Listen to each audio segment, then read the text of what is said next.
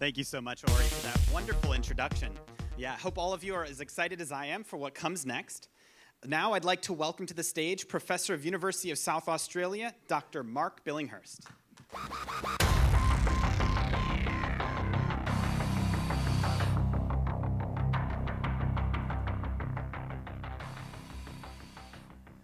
Well, good morning, everybody. It's a great privilege for me to be here in Singapore. It's one of my favorite cities to visit in the world. I can highly recommend the Singapore soft shell crab and some of the other amazing street food you've got here. So, part-time, I live in New Zealand, in Auckland, New Zealand, and near to my house is this amazing beach called Piha Beach. This is one of the best surf beaches in New Zealand. If any of you come to Auckland, you definitely have to make the trip over the hill to see the beach. And one of the amazing things about beaches, as you know, of course, is where the land meets the sea. And in that zone where the land meets the sea, you see some incredible life.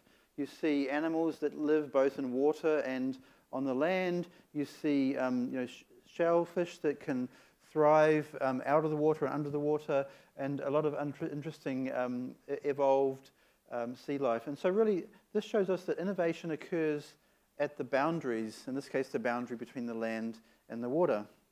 It's the same for us today. There'll be a lot of discussion over the next few days about the metaverse, and the metaverse really is the boundary between the digital and physical worlds. And just like the seashore, there's a lot of innovation that happens at that boundary. So I'm going to talk about that today, and about somehow there is a lot of opportunities for us to capture that innovation and do some amazing work at that space. So over the last years or so, there's been a lot of hype around the metaverse. This shows the Google search volume, of course, triggered by Facebook renaming their company. But you can see it settled down over the last year or so, and now the amount of volume of search around the metaverse is about the same as virtual reality. But that's not true in the research community. This graph here shows the number of papers that have been published every year that mention the word metaverse in their title or abstract. And this is to June, and the projections are this year it should peak around 1,600. And you can see the line was almost flat until 2021. So the last 2 years, we've had this huge explosion of research that is focusing on the metaverse. One of the challenges, though, is that people aren't really quite sure what the metaverse is about. Here's John Riccitiello, from the CEO from Unity, who says the metaverse is the next generation of internet that is always real-time, mostly 3D, mostly interactive, mostly social, and mostly persistent. So it's kind of a vague definition. One of the definitions I really like, though, was provided by the Metaverse Roadmap published in 2007. And this talks about how the metaverse is a convergence of a virtually enhanced physical reality and also a physically persistent virtual space. And the reason why I really like this is because it allows us to create a taxonomy of research. So here's the taxonomy. You can see these two axes. One is between augmentation and simulation, and one is between externally to intimate focused technologies. And you can place different key components on this taxonomy. For example, augmented reality, of course, is focused on augmentation, and it's focused on the external world, whereas virtual reality is a personal technology, wearing your personal display, and it's focused on simulation.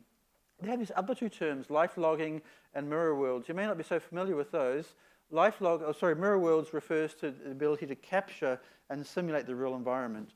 Google Street View is a simple example of that, or companies like Matterport that allow you to scan your real environment and bring an apartment or a house into VR.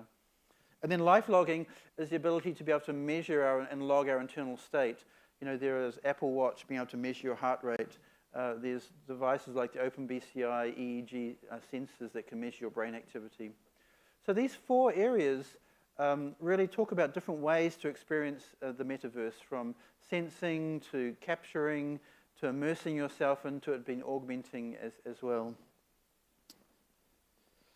But having this taxonomy means we have a lot of opportunities to cross these boundaries and to do some interesting research by combining different elements together. You could imagine research that combines life logging and virtual worlds. So when I'm running in the real world, I could capture my running data, and then later on I could go into VR and I could run against myself or play back that data again. Or you can imagine combining mirror worlds and virtual worlds and bringing my apartment from Auckland, a digital copy of that into VR, and other different types of collaborations between, or opportunities between these different research quadrants. As an example of that, over 20 years ago, we developed a project called the Magic Book. In the Magic Book, we were trying to explore how we could use augmented reality to seamlessly move between the real world and virtual reality. Up until that time, most interfaces developed existed as single points on Paul Milgram's mixed reality continuum. So you'd build a VR interface, or you build an AR interface, or you'd have some sort of tangible interface. But we want to look at how we could use AR to transition between that. So here's a video of showing that working, again, 20 years ago, so it's very old. This is a young, slim me, and you can see I'm reading this real book with my friend Bruce, and just like a normal book, we can read it as we would, and then we have these special handheld displays we developed that we could look through and see the content in the book. We use these displays so we could take them off her face really easily, and it's a story about a Japanese princess who's lost her favorite mirror.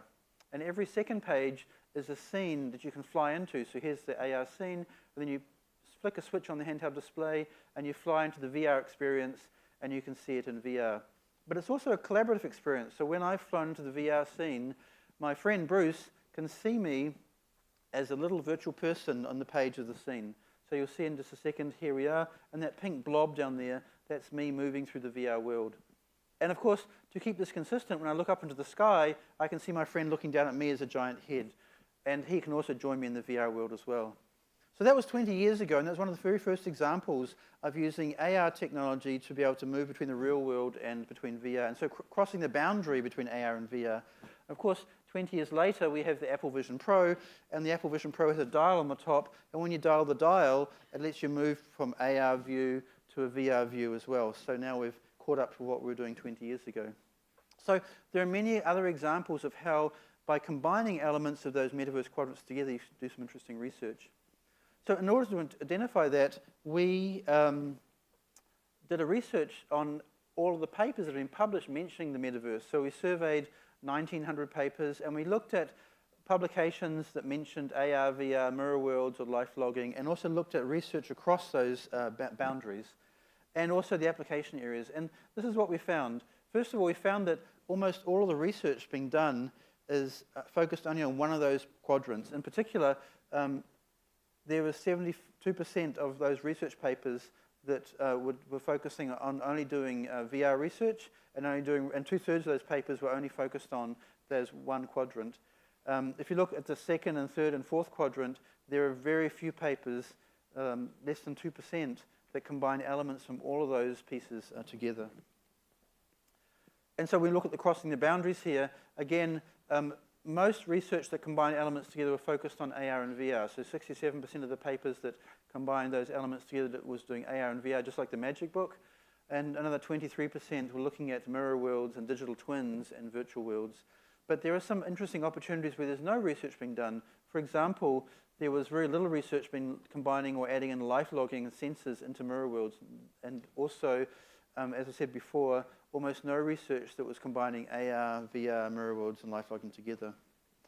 So from a research and a commercial perspective, there's a lot of opportunities there to start exploring how you can cross those boundaries and create new interface and user experiences around the metaverse.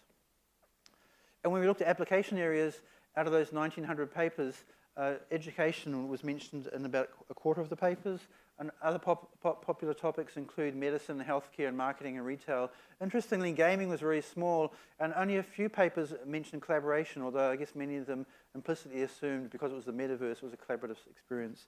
So again, there's also opportunities to broaden the applications as well. So the key lessons learned was that most metaverse research to date is heavily VR-oriented. 2/3 of the papers are VR-related. There's some very strong connections between AR and VR research and between digital twins and mirror worlds and VR research.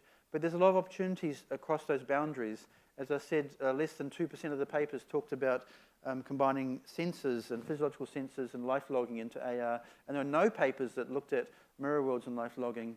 So there's a big opportunity for research combining all of those elements. And then in the application space, there's a lot of opportunities to broaden the applications away from just education and medicine into areas like finance and industry and so forth. So let's return back to these four areas, the key areas of the metaverse: the sensing, the augmenting, and the capturing and immersing. Now, imagine you can combine all those together and look at that space, which is largely unexplored right now, combining all those elements together. And that's what we do in my lab right now, and we're calling that area of research empathic computing. So empathic computing is really about, can we develop systems that allow us to share what we're seeing, hearing, and especially feeling with other people. So it goes beyond just collaborative AR and VR, but it allows us to share a deep connection with those around us. And there's really three key elements. The first element is understanding, so being able to measure from life-logging sensors and physiological sensors how people are feeling, and to perform emotion recognition on that. The second is experiencing. So if we can use mirror world technology to capture our real world, we can then put that into VR and people can re-experience that in different interesting ways. And finally, sharing. So we can use AR to develop enhanced communication cues and allow us to collaborate in ways we haven't been able to before. So let me give you a couple of examples of that. So first of all, sharing virtual communication cues. A couple of years ago, we did some research about how people in AR and in the real world could collaborate with a digital twin and somebody in VR of that environment. And in particular, we were looking at how we could provide communication cues we don't normally have in the real world. In the real world, when I'm in a face-to-face meeting with you, I can see where you're looking if I can see your face. But if I can't see your face, I've got no idea what you're paying attention to. But in VR and AR, we can provide a view frustum. So you see there, that pink pyramid or the blue pyramid. That shows where people are looking, and it provides these viewpoint cues you don't have in the real world. And so now I can see where you're looking without seeing your face. And so that may be able to enhance how we collaborate. So here's a video showing that. The left-hand side is the lab space. The right-hand side is a digital twin of that space. Here's the AR view. And you can see these lines coming out of the person's face and showing, and again in the VR view. So these are the view frustrums that show where the people are looking. In this particular application, we had to find different objects in the VR and AR environments. And you can see now, I can see where my friend's looking, even when his face is out of the view, and when he moves closer to me, I can see his face coming into view. And we found that by displaying these view frustrum cues, it significantly enhanced how people could collaborate together and provided a lot more sense of awareness of what your partner was doing. Here's another example. We've done some work on brain synchronization in XR. So we developed a collaborative VR drumming experience. So you could drum in VR.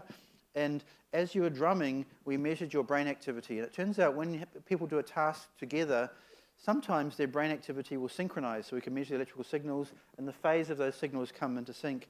And so we used that. We did that by using some EEG electrodes. And then as the synchronization increased, we changed the nature of the experience and moved it from a mixed reality experience into a more immersive virtual reality experience. So you'll see that in the video coming up. And this is the setup. So we had people wearing EEG headsets, EEG electrodes, HTC Vive headsets connected to these drumsticks, and we could drum on real objects, and that was all connected up through the OpenBCI open source software. And we performed analysis on the two people playing to see if their brains signals were being synchronized. So here's the system working here.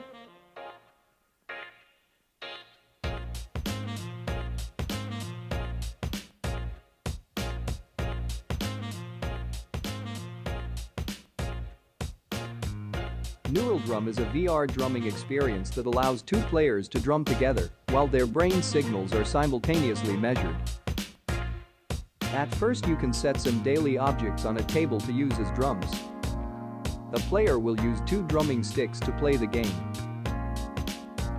Both of the players will wear an EEG capturing hardware to get their brain signals measured from the frontal lobe. The data acquired will be streamed to the data processing system to enhance VR experience, depending on the player's collaborative performance. We designed a software to calculate the phase locking value, which is an index of neural synchronicity, for the FP1 and FP2 channels of the theta band from both the participants. When synchronization between two players is low, the camera will be more clear to do so, whereas when synchronization is high, the vision becomes more obscured with each point cloud eliciting higher particle effects. We logged and analyzed the user's brain signals, as well as had them answer a subjective questionnaire regarding their perception of synchronicity with their partner and the overall experience during a pilot study. We discussed design implications to further improve Neural Drum in our paper. So that was shown at the SIGGRAPH Asia conference a couple of years ago. And you can see in that video, when people started drumming, they would see their partner across the table. We used a video pass-through VR display. But as they became more in sync, we faded the partner away and we added more particle effects and VR effects and became more of an immersive VR experience. And what we found from doing that study is that people that were good players were able to, you can see on the graph here, the players that were in sync had more green bars together, or hitting together, and they had a much smoother synchronization line. And people made comments like this. It's quite interesting. I actually found like my body was exchanged with my partner. So when you're doing something together, you get into sync, you can feel like you're coming together. So, of course, there are a lot of interesting technology trends, and you'll see many of them happening at the conference today and the trade show as well. We've got trends around better displays, being able to capture the real space, and be able to do natural gesture and eye tracking. And, of course, the thing I'm really interested in is having VR and AR headsets that can capture more what people are doing. So you might ask where this is going. So this is a new headset that's going to be released on the market early next year from OpenBSA called Project Galea. This headset combines a whole wide range of physiological sensors together. It has EEG sensors across the top and the front of the headset. It's got EMG to measure muscle motion, EDA to measure sweat, PPG to measure heart rate, EOG to measure eye activity and eye gaze and so forth. So when you've got all those sensors coming from the headset, you can capture a lot of different information about the people you can't normally get in the real world.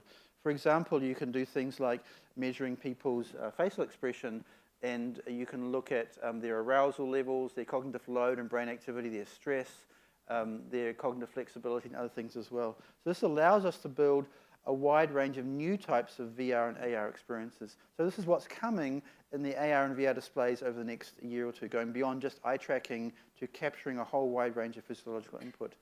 So what does that mean from a design perspective? Well, if you combine all these things together, you might get to what might be called empathic teleexistence applications. And these applications are ones where you can collaborate with people in new ways. As an example of that, we did a prototype where we enabled somebody to feel like they were inside the body of somebody else. So we had a person in VR playing a game. We had a second person who was able to observe the VR environment from within that person's virtual body. So both people in the same virtual body. And then the person who's playing the game, we measured using a special biometric glove their heart rate and other physiological information, and we shared that with the other person. So in the VR environment, you can hear the heartbeat of the person whose body you're inside. And the theory was that by doing that, we would feel much more connected to that person. When they got more excited, we'll feel more excited and so forth. In this research, we explore the effects of sharing physiological states of players in collaborative virtual reality gameplay.